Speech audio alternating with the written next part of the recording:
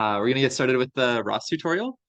So before we jump in, I think a lot of us have, like, I know it's March right now, so a lot of us, even if you are new to the team, you've probably worked with ROS a little bit.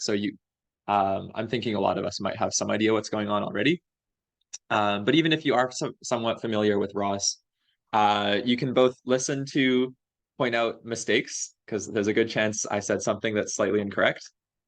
Um, and also I think we're making this tutorial for people in the future to watch on YouTube.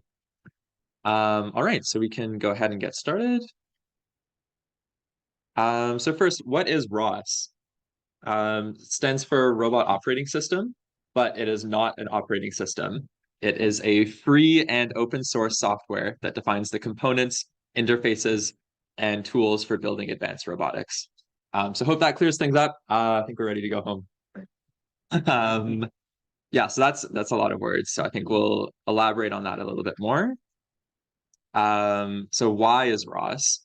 It was originally invented by some PhD students at Stanford who were working on robotics, and they were frustrated that they were spending too much time reinventing the wheel, where if you have something like a robotic car, you need to manually like design something to read from the camera and then process that on the computer and then manually do something else to tell the wheels how to move. And they just thought there was too much time working on interfaces, and it got in the way of actually developing their like the innovative part of the software. So now we can kind of move into explaining how ROS network works. So the first thing I'll talk about is ROS nodes. So a node is like one piece of software. It should have a well-defined purpose. For example, communicate with the camera feed. It might like publish something, or it might like send out messages of a very specific type. You can have nodes for all sorts of things. And the analogy is it's kind of like a node in a graph. So if you're familiar with graphs, you probably know that the nodes are the pieces where the data is, and then nodes can have connections between them. So like one is connected to two, but sorry, one is connected to two, but two is not connected to five. Um, so then the key part is the nodes can communicate between them. So the analogy I like to use is it's kind of like a bulletin board or Reddit. So considering it like a bulletin board, if you want info, you just go to the bulletin board and you find the section for what you want to learn about. So let's say if I wanted boat news, I could go to this bulletin board and look at the boat news topic and see, oh, the latest boat news is there's a boat named Ever Given in the Suez Canal going 0 kilometers an hour. Um, or you could consider it like Reddit. So you can subscribe to a subreddit and then wait for posts if you want information on some topic. Um, and you can post info to subreddits. Anyone can kind of just sign up and post info. And you can also get notified for new posts. So you can say, whenever someone posts new information on this topic, I want to know of it immediately and then do something with that information. So then how this is implemented in ROS is you have publishers and subscribers. So the ROS nodes, which is like a piece of software that's sending data, is called the publisher. The receiving node is called the subscriber. So that's the node that's listening to the data, or it's like the person checking Reddit for information. And then the topic is the data, the kind of data that's flowing between them. So some advantages of this approach compared to if you had to create all the interfaces manually yourself. This is much more modular, so it's easy to break your code into different pieces and have well-defined interfaces between them. It also helps with abstraction, so you don't need to worry about the nitty-gritty details about how the nodes talk to each other. And it's also flexible, as I think we'll see on the next slide. So one advantage is you can have one node publishing and multiple nodes listening, and you don't need to deal with like separate individual connections between each pair of nodes. And I believe the GIF, yeah, it changes, and then there's even two nodes publishing and two nodes receiving. So in general, you can have lots of nodes publishing and lots of nodes subscribing to the same topic. Although in practice, I think it's uncommon to have multiple publisher nodes. to the same topic, because that can get kind of confusing. So really quickly, there are some other types of communication. I know at Sailbot, ROS topics are the most common, but you can also communicate with services. So that's a request for information and then a response. There are also ROS actions, which I believe the simulator team uses a little bit. And as far as I understand, those are for longer duration things. So if you're like physically moving a piece of the robot and you have to wait for it to move, that might take some number of seconds. And I believe actions are good if there's feedback from that physical process as well. And then there are also ROS parameters, which is, I believe Devin will talk about in more detail next week. But those are for things that you set once and then typically don't update it that much after. So then what kind of data goes in a ROS topic? So these are messages. So a message is basically a group of fields, and a field is just a type plus a name. So there's some examples here. So this line 2 here, that would be a field, or line 4 would be a field. And you can see the type is a float 32, and the name is latitude. So that's the information of this field. And then this says a message is a group of fields. So you can have this field, and they're basically packaged together in a message. You can also have a message that's just one field by itself. So then what are the options for types? So there's a bunch of built-in types. It's kind of just the standard stuff that you would expect. So there's like strings, floats, Booleans, and like for integers and strings, you have multiple different size options. So you can have like 8-bit character or 8-bit integers or bigger integers. You can also make custom types. So helper latlon is a custom type of message.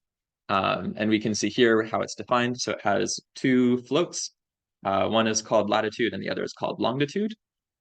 And then the other thing you can do is take any type and then make a list out of it. So this has the path message has a list of helper latlons, and it's called waypoints. So if you've worked with the custom interfaces repo, you're probably familiar with this a bit. Looks like I forgot to finish the point on the slide there, but it's basically, it defines all the custom messages that we use to communicate between ROS nodes. So some other ROS features that we have, there's logging.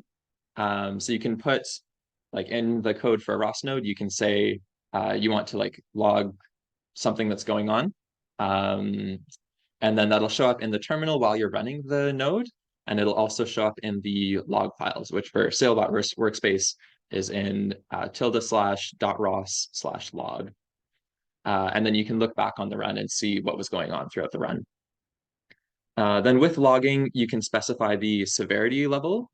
Your options are info, debug, warn, and error. So this one you can see is a debug message. And the idea is you can basically, depending on how serious whatever's happening is, you can, like, for example, a warning is yellow, so it jumps out more and it's more obvious. Or I believe an error is red. And there's also fatal, but it's the same. Okay. I guess they're both red. I think so. I think they both stop execution. Okay. Okay.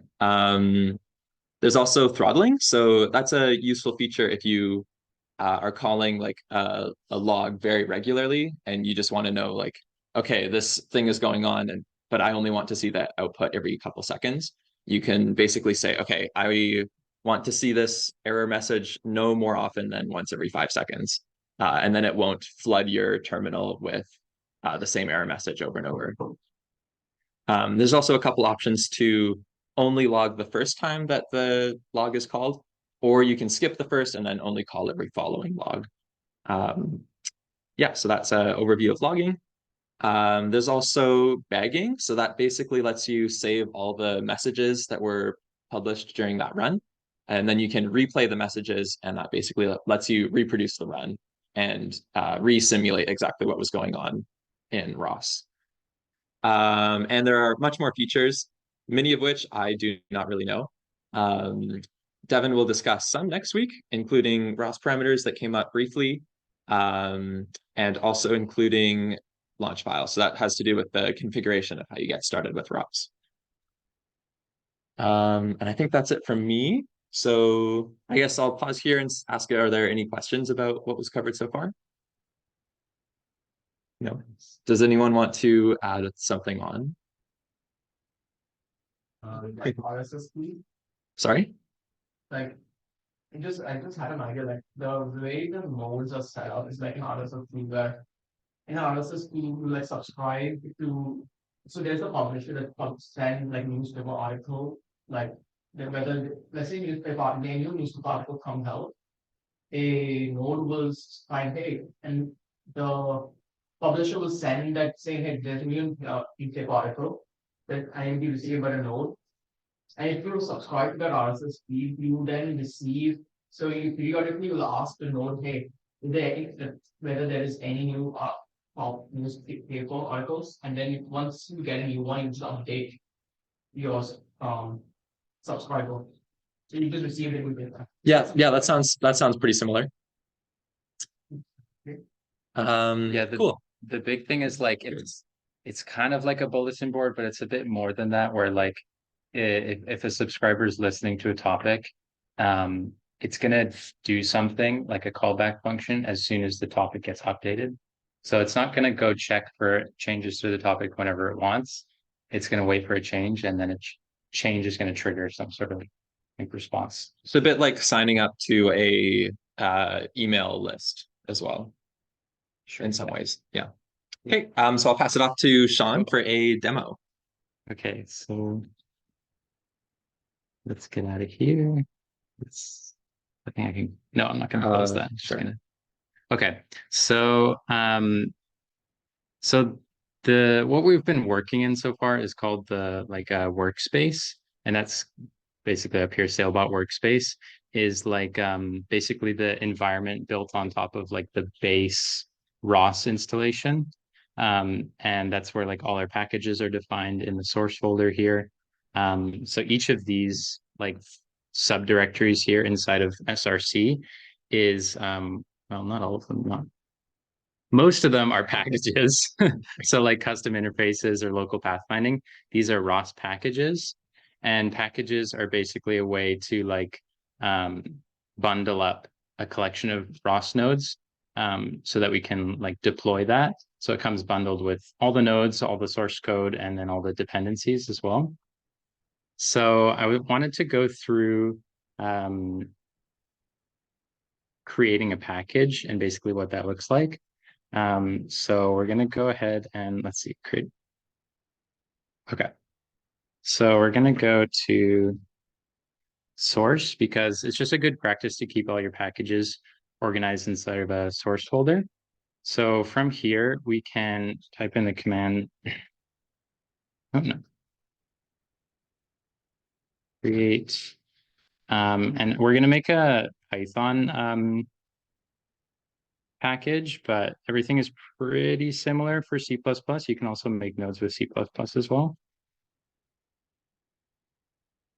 So that's just specifying that we're going to make a Python package and we're going to call it. Okay, so we're going to run that. And then you can see here, it's created a directory here. And so this is our package that it's just built. So inside of here is where we're going to define nodes. There's none in there right now. And then there's some other like configuration files. So if we go now back to the workspace and we run ROS2 package list, this is supposed to list all the packages in our workspace. And if we go where we think it might be, we can see F there. We can see our package isn't there.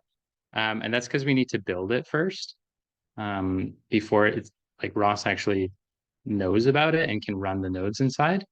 So I'm just going to go through, let's see. So we're in workspace. I'm just going to go ahead and completely delete this. That works. So if we then run So we can, cool con.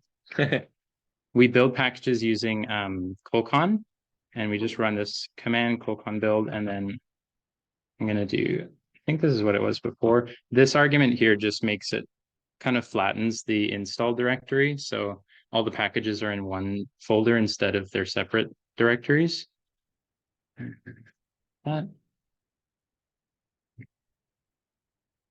And so this is going to go through, and there you can see it's going to build our package, but it's also going to try and build every other package in the workspace. So, and it's always custom interfaces and network systems that take the longest time.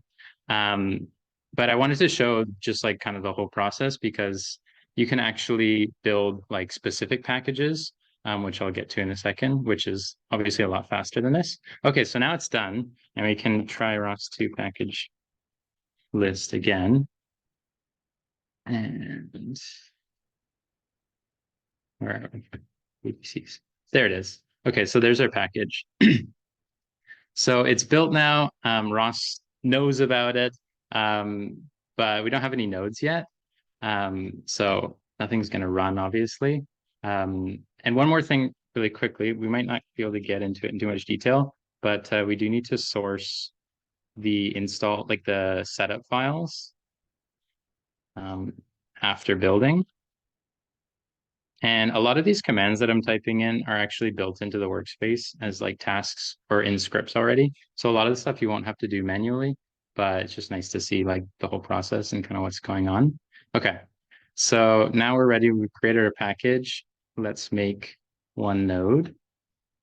So I'm going to go to my fun package and let's create a new file. And I can't see. Is it? I'm guessing that's Python file. Yes. Okay. I think you can drag this. Oh, can you move that around? Yeah, I don't know where you'd want it though. If you go on the green. Yeah. There's nowhere good for it. That's fine. Okay. That's in the okay, because it disappears. Okay. So every like node file has a basic structure to it that you can kind of follow. I'm kind of debating if I want to copy and paste in the code or go through. I might just go through. Okay. So yeah, every node file looks really similar, like fundamentally. It has one class that describes like the more specific properties of the node for this file. And then there's a main function to like spin up the node and actually have it run. So I'm gonna just copy this over. You have to import just a couple dependencies. And then, so say we're gonna make, let's just call it,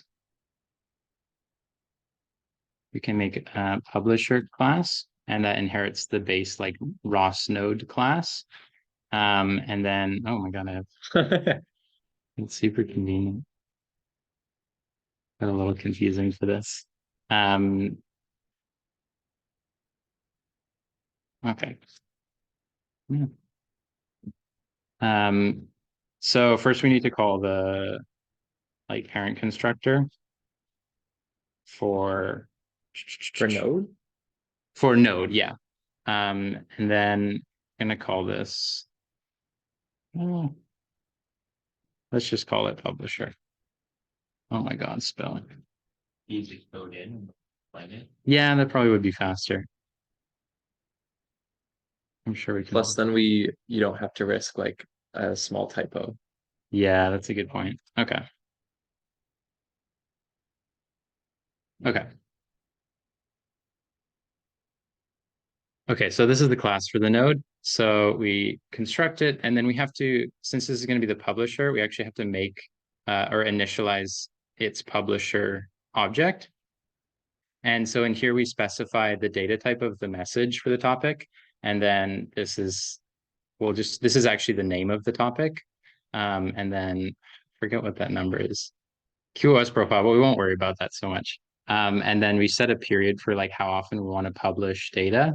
And then we need to create a timer. And in there, we can specify the period and then this timer callback, which is basically the function that will run every half a second.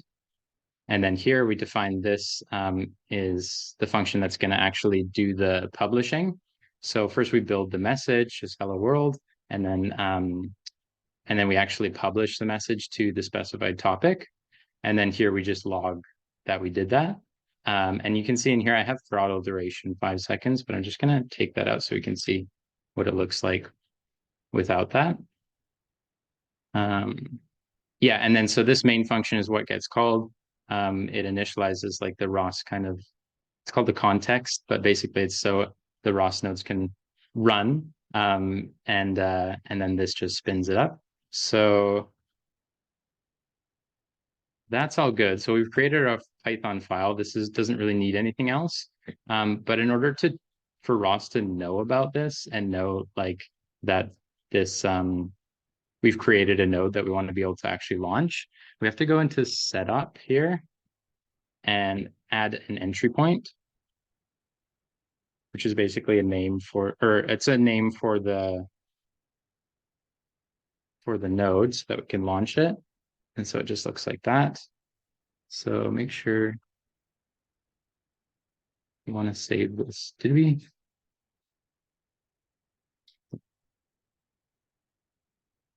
Okay. And it's publisher name. Oh, but I have mine here. So we want to make sure this matches that. Save that. Save that. Okay. So if I went to run this like this node right now, it wouldn't work because I need to rebuild or I need to build it.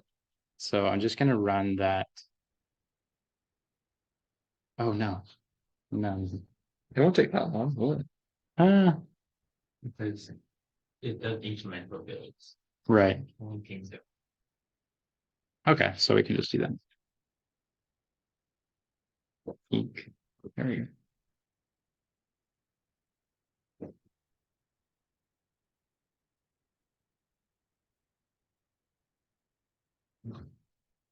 No, yeah, it is super fast if we, I'll show it in a sec. Okay, so anyways, if we go,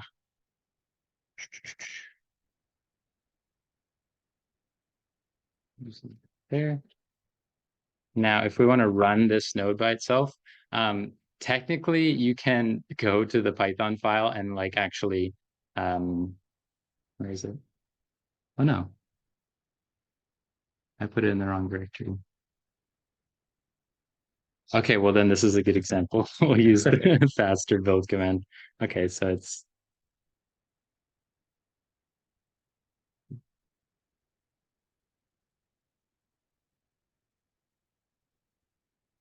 just like that. Oh, and you have to add you have to match whatever you set initially for the type of install. And then this should just build that one package by itself. Okay, so there we go. So if we go, I don't have the run, do I? Okay. ROS to run. And now we enter the entry point, which we set it as talker. So now we can see that every half a second it's publishing hello world. So obviously that's going to clutter up this terminal. But I opened up a second terminal in the same workspace, and here we can actually like investigate what's going on. ROS topic list. Yeah, so we can do ROS topic list, and that's going to show all the topics that are running. So here's the one we created, just called topic. And then those are some like built-in ones that always run. We can also do ROS to nodelet. Oh, no. And then that's going to show, yeah, so that's our publisher running. Yeah, so that's pretty much that. And now we want to create a second node to. Do you want to do an echo now as well? Pardon? Do you want to do a ROS topic echo? Oh, yeah, we can do that. It was just ROS2 topic echo, I think. Oh, and then the node for the topic name. I think it should be that. I think so, yeah. Yeah. Okay, so it's going to keep doing Okay, that. so what's going on here is we have one publisher node that's saying hello world and then a number. And then in the other terminal window, we said, just show me the data that's being published to that topic.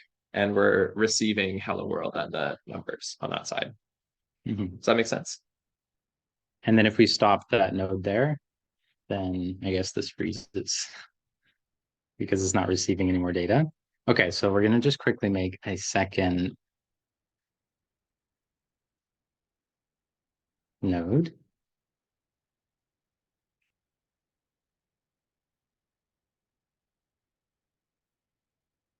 Now this one's really similar. Instead, it has a subscription instead of a publisher, but same basic idea. You just specify the topic you want it to listen to. And then we define a callback function, which is basically whatever it's going to do whenever the topic gets updated. So right now we're only publishing a message that has hello in it. So it's just going to, we should expect it to say I heard and then the message. So as an info type. Yeah, as an info type. So the same as what the publisher was logging. Okay. So we'll build it again.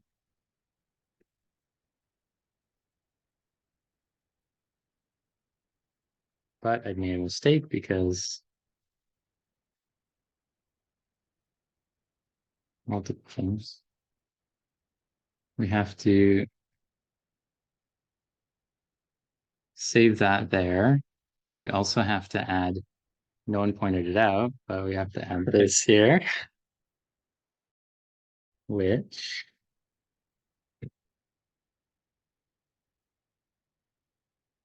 and we'll just call the subscriber listener. So same thing there. So that's good. Oh yeah, you're right. The downside of doing a test run beforehand. Okay. So now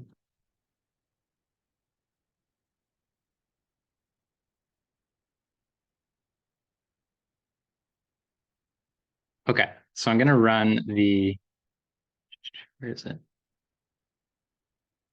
Oh, I'm going to run the why is it doing that? There. So we'll run the publisher here and get that going. And now we can run the listener or the subscriber in this terminal. And there we see it starts hearing the message that's being posted. And a cool thing you can do actually, so now that these two nodes are talking, you can actually create, or you can publish to the topic manually from the command line. So in this third terminal here, if I go ROS to topic publish, and then, oh, I just have to change the topic name. There.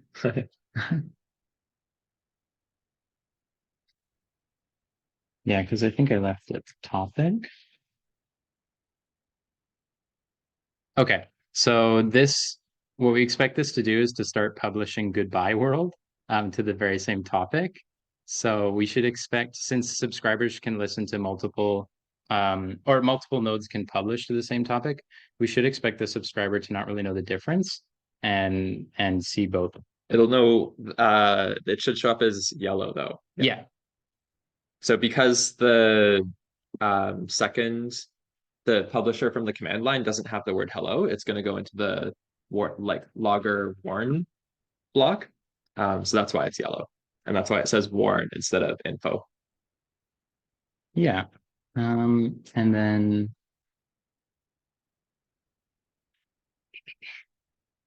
I probably just I won't go over it, but yeah, if you adjust, you can adjust the period for logging. So when you do that, I'll just show what the argument looks like. It's Well, what was it?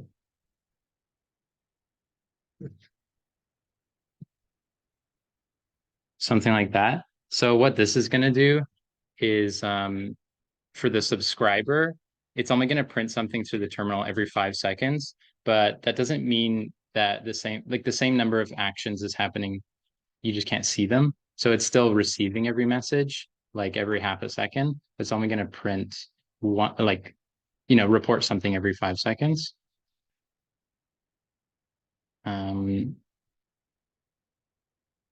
Yeah, okay, that's basically it for like the actual live demo. Does anyone have any questions before I finish up? No? Good. Okay. Oh wait, I have one more thing. Sorry. I know I said finish up. Okay. A couple quick things that are kind of cool is this is actually built into Sailbot Workspace, but there's it's configured so that actually when you make those small changes to Python files, you shouldn't need to rebuild the package because this symlink install argument is passed in the like colcon build command. And that's all kind of like pre-set up in the workspace. Another couple of cool things is like there's a lot you can do with topics, and like I'm definitely not an expert and don't know the half of it, I feel like, but there's a lot of cool things you can do. Like you can make a relay which subscribes to a topic and then republishes it to another. There's another type that can like change the data type in that process.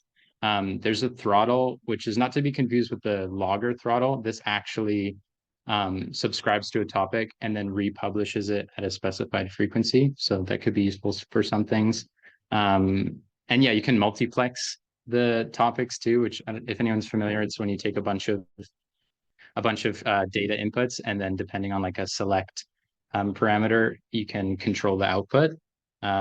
So there's like a lot of logic built into that, and then delays too. So lots of stuff you can do. We probably won't use the half of it, but it's good to know.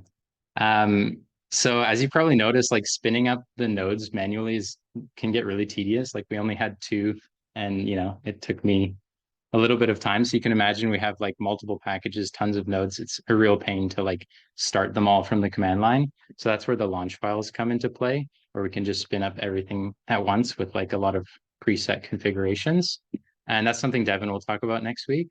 And also it's good to have like a set of parameters that like all the nodes have access to that we can change at runtime. And there's a lot of applications for that. And that's what the ROS parameters are for. That's another thing Devin will cover. And then finally, with like, especially with Python, like everything we make has a million dependencies. So thankfully, ROS has a good way to like manage dependencies with ROS step.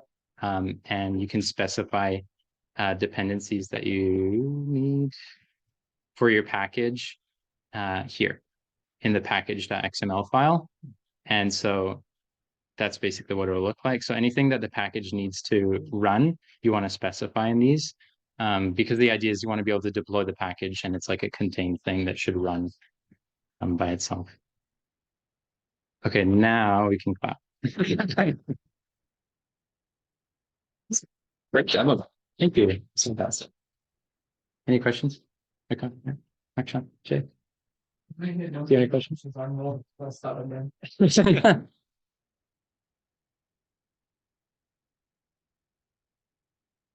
I feel a question coming from it. One thing to note is we're using ROS.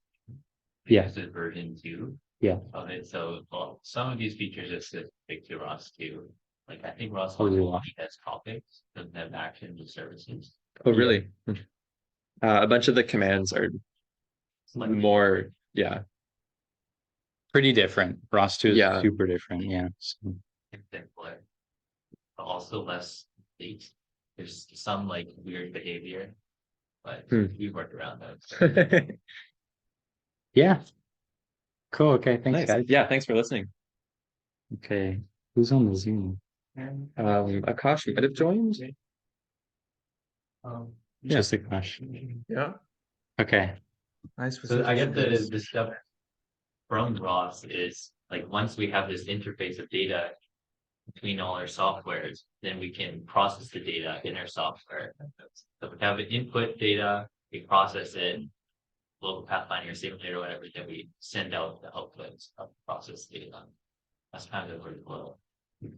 And also what's not covered is ROS works both in Python and C++. So we don't have to worry about what language we're using, communicating across languages, just handle that, and all the features that we're talking about here actually work in C++. Yeah, there's some slight differences, like with if you use CMake and stuff, but That's Henry's expertise.